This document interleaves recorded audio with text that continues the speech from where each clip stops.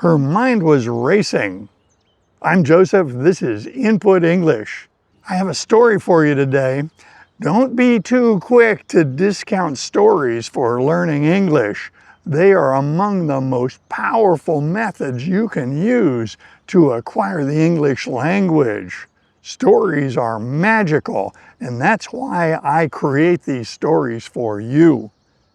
In my language learning journey, I have learned a lot from stories. Stories engage our mind.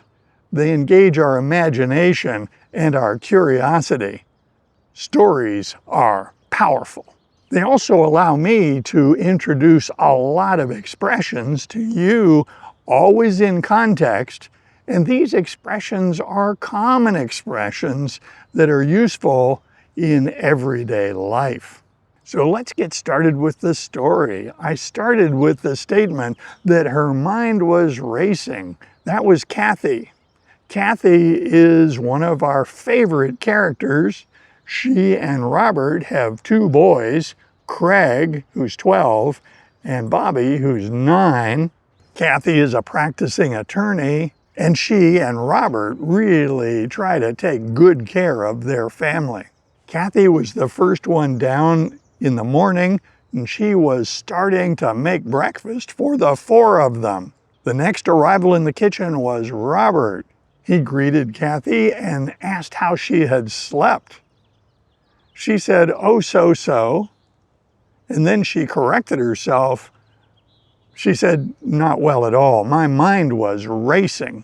Well, that begged the question, why? What was her mind racing about? So Robert asked, and she explained that it was because of the recital. At the recital, it was a big surprise to her that Bobby was interested in playing the bassoon, and she was analyzing that. She wasn't sure whether that was a genuine interest or just a passing fancy. Since the recital, she had gone on to the internet and looked up bassoons because she didn't know anything about them.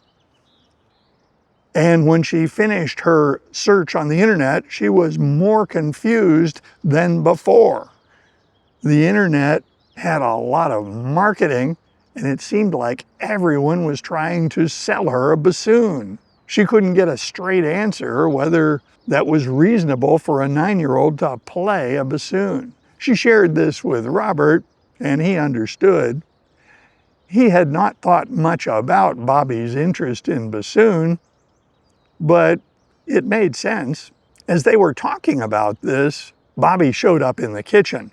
They immediately stopped talking about Bobby and the idea of a bassoon, and Bobby asked what they were talking about. He had heard a little bit of the conversation and sensed that it might have something to do with him. Kathy said, "Oh, we're talking about your Christmas present." Now that is a standard answer that Kathy and Robert use when the boys ask something that they don't want to talk about. Whenever one of the boys hears that the parents are talking about their Christmas present, that's a cover story. That means we're not going to talk about this. This is adult talk. Bobby accepted that. He knew that this would go nowhere if he kept peppering them with questions. So he sat down, and with the arrival of Craig, they all had breakfast. During breakfast, Kathy asked Robert whether he was in a big hurry to get to work. Maybe they could continue the discussion after the boys get off to school. Robert said no, he's in good shape. He'd be happy to hang around and they could talk. They did just that. After the boys were at school, Kathy and Robert had an opportunity to discuss this topic more. As Kathy explained her anxiety about buying a bassoon versus not adequately supporting Bobby, she turned to Robert and said, "I guess I'm kind of a variant of a soccer mom." The term soccer mom is commonly used in the United States, and depending upon the context, it could be derogatory, that is negative, or it could be complimentary, that is positive. It's all about context. If someone is a soccer mom, it's usually a woman with one or more children living in the suburbs, providing transportation to soccer games or to other extracurricular activities. When this is used as a derogatory term, it showcases the privileged nature of the soccer mom. She's dealing with trivial problems, and a soccer mom in this context is not worried about food, housing, or security. On the other hand, you can use that term soccer mom in a very positive way, because a soccer mom, a soccer parent, is a good parent. It's a parent who's supporting their child's needs, helping their child to develop well. There is a different term that we can discuss here that's interesting, and that is a helicopter parent. That is almost always used in a derogatory way. A helicopter parent or a helicopter mom is overly protective. They hover over their child. They intervene. They're too fixated on the child's happiness, avoidance of stress, prevention of risk or danger. They're too engaged, and a helicopter parent doesn't allow their child to develop independence. Kathy doesn't want to be a helicopter parent, but she doesn't mind being a soccer mom, and she just sees music lessons as a variant of soccer mom. She's comfortable with that. So after that aside, let's get back to the story.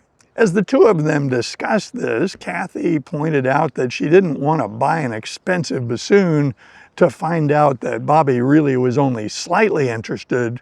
His interest disappeared, and then she would have an expensive bassoon in the closet. She was also concerned that she knew nothing about bassoons.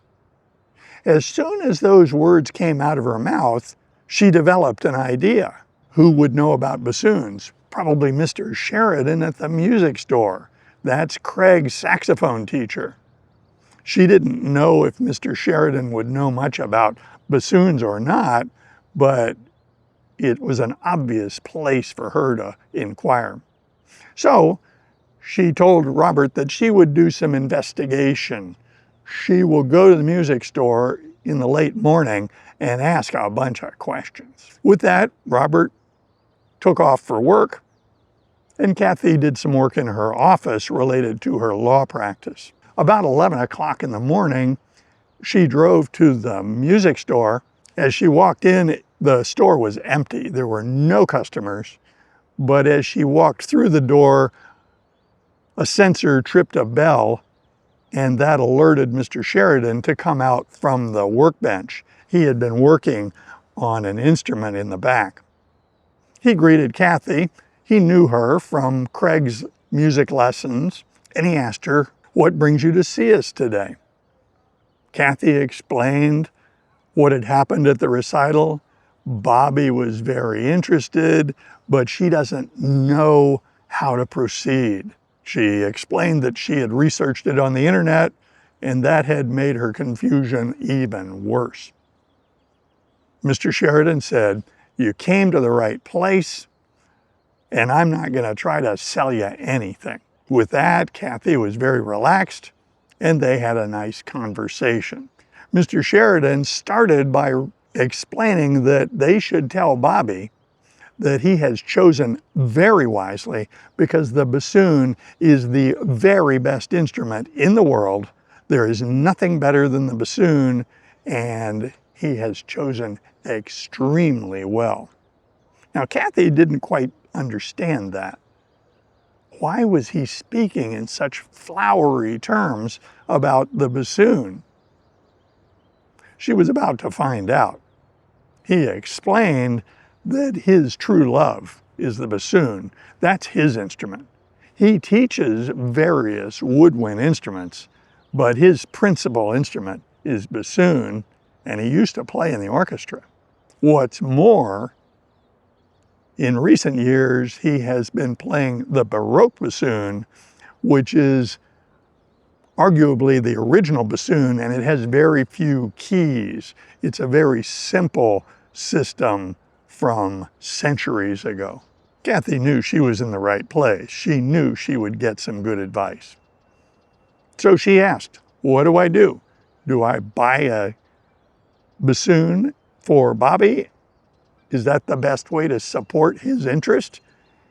And Mr. Sheridan said, no. He then asked how tall Bobby was. He wasn't concerned about feet and inches. He just wanted to know if Bobby was shorter than most of the children in his class, taller, or about the same. Kathy said, well, he's a little taller than most of the kids in the class. Mr. Sheridan said, perfect. He then explained that Bobby, at age 9, is too young to start on the bassoon. His hands aren't big enough, it wouldn't work, so we're not going to offer him a bassoon at this time. But if he's interested in playing the bassoon in the future, maybe we start him out on clarinet. Most bassoon players start on clarinet or perhaps saxophone and then switch to bassoon later. Kathy asked, should she buy a clarinet for Bobby? And Mr. Sheridan said, no, you already have a clarinet. Craig has a student clarinet, which you got for him this past year. Kathy discerned that that could be a problem. She didn't want conflict between the two boys because of the ownership of that instrument. She figured that if Bobby's going to play the clarinet, he should have his own. She explained that, and Mr. Sheridan agreed. He said, I've got a great solution. Why don't we upgrade Craig's instrument? I have a Buffet E11 that I just finished. It's not expensive. It's quite a bit better than the one he's playing. And then I can recondition the Yamaha that he's currently playing, and that can become Bobby's student instrument. She asked if she could see the wooden clarinet, and he quickly brought it from the back and showed it to her on the counter. It was beautiful. The wood was in perfect condition, and the keys all shined, having been recently polished. It looked brand new. She saw the price tag and realized that it was very affordable. So the plan is coming together, and she asked her last question, if we want to do this, how do we pull it off? How do we sell this idea to Bobby? Mr. Sheridan said, leave it to me. He pulled his appointment book over and looked at the available appointments. He saw that there was an opening right after Craig's saxophone lesson on Saturday. He used a pencil to mark through that time slot so that no lessons would be scheduled. He told Kathy to bring both boys, drop Craig off for his lesson, and then when she comes back to pick up Craig, he would introduce this idea. We don't need the boys to know that we've had this conversation. You can just ask me, since Bobby is interested in bassoon, how would that work? And then I will explain it to Bobby the way I just explained it to you. When you leave, perhaps you'll have this clarinet for Craig. I will keep the plastic one to recondition it for Bobby. And then the following week, Bobby and Craig can come for lessons at the same time. Kathy was thrilled. They had a plan. It made sense. It would address Bobby's interest. She was thrilled. Then she thought of one more question. She asked, how do we transition Bobby to the bassoon later? When will it be right to do that? How will we do that? Do I have to buy a bassoon in 2 years? Should I be saving up for a bassoon? And if so, how much? Again, Mr. Sheridan was very reassuring. He said, you have nothing to worry about. First of all, as Bobby grows, it will become clear when he is big enough for a bassoon. I can try him on one of the bassoons here in the store to see if he can reach all the keys and control them comfortably. We'll also see if he's still interested. When it comes to switching instruments from clarinet to bassoon, it's easy because the school owns a bunch of bassoons. Parents don't buy beginner bassoons, those are school instruments. So you'll have to spend nothing. I maintain those instruments and they're in good shape. Kathy thanked him. She was very grateful that he had helped her hatch this plan. On Saturday, she dropped Craig off for his saxophone lesson and then came with Bobby to pick him up. She posed the question exactly as planned, and Mr. Sheridan very skillfully engaged Bobby's imagination that he could start taking the necessary steps to get his hand on a bassoon. Bobby bought it. He thought that was fantastic and was thrilled that he would soon be starting this adventure that would get him into the band playing the bassoon. Mr. Sheridan also explained that students don't march in the marching band with bassoons, and so the clarinet would be an obvious instrument that he could play during marching season if he was in the marching band. Then during the concert season, he could play the bassoon. They left the plastic beginner instrument to be refurbished. Kathy purchased the wooden clarinet.